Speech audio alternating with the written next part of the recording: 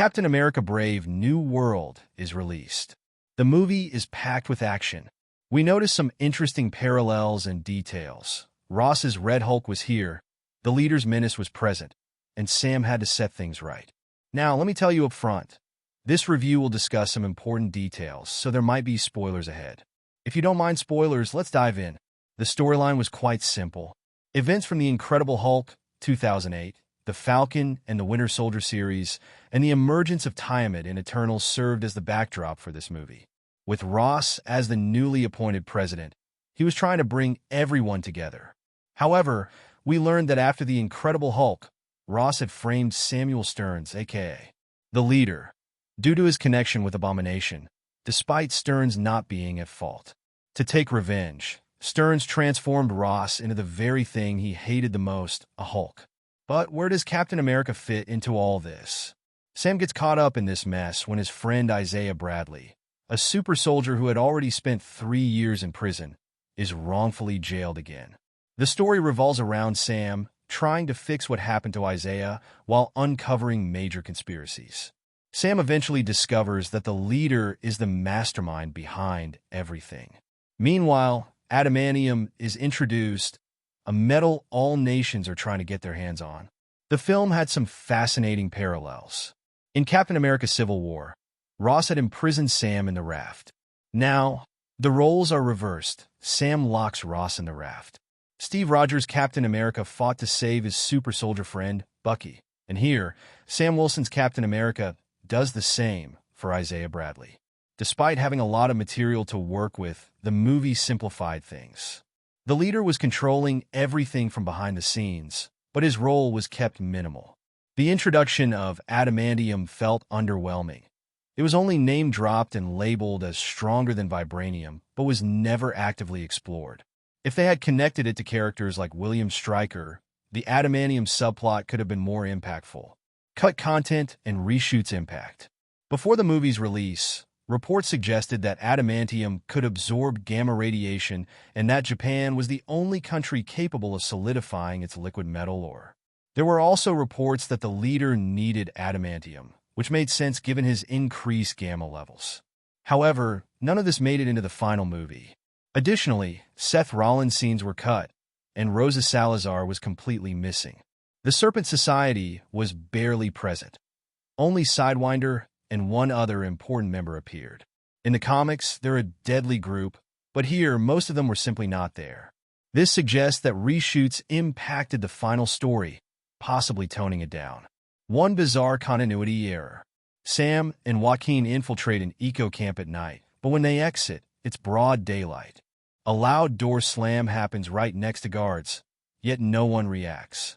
The missing narrative, a major narrative from the comics, is how people struggle to accept Sam as Captain America. However, this theme was completely absent in the movie. That aspect is a key element of Sam Wilson's Captain America journey and should have been explored. Performance review. This was Anthony Mackie's Captain America movie, and he elevated it with his performance. His use of the shield felt more creative than Steve Rogers. Think about it. An actor known for playing a villain in Eminem's movie and doing comedic roles delivered such a powerful, elegant performance as Captain America.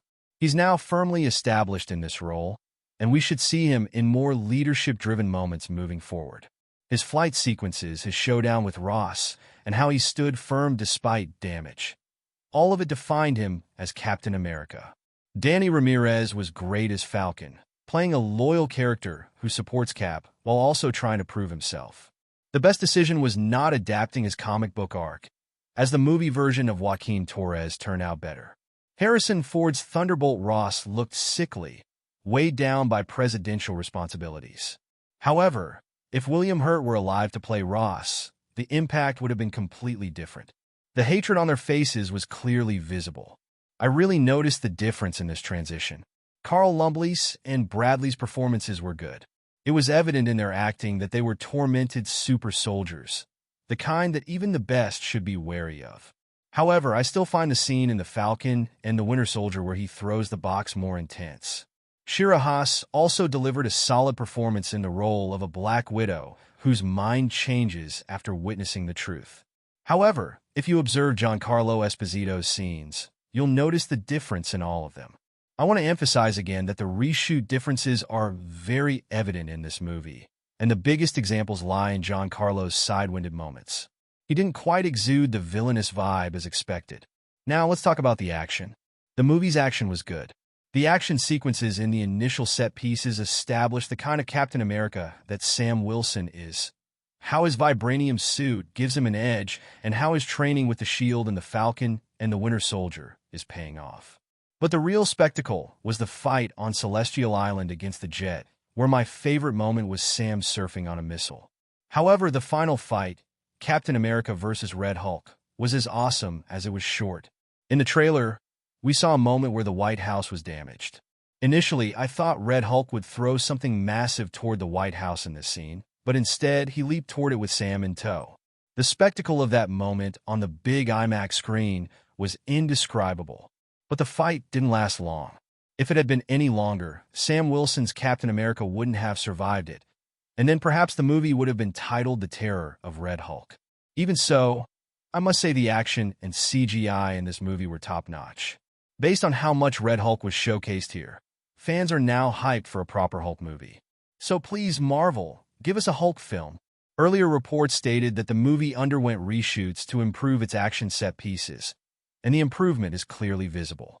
Coming back to the CGI, while there were some CGI flaws, you'll become a fan of Red Wing again.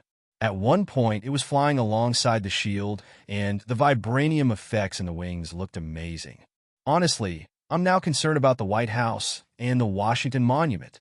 Marvel already staged a battle at the Statue of Liberty, and now they've gone after the Washington Monument too.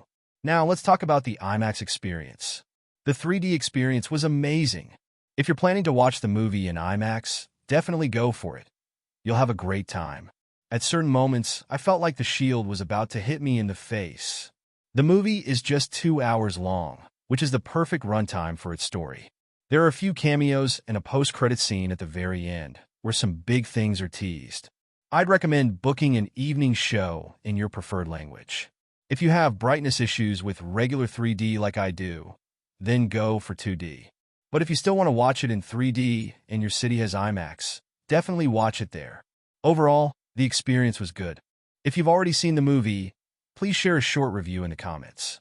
Also, I'll share ending and post-credit scene explanation video. Sorry for late.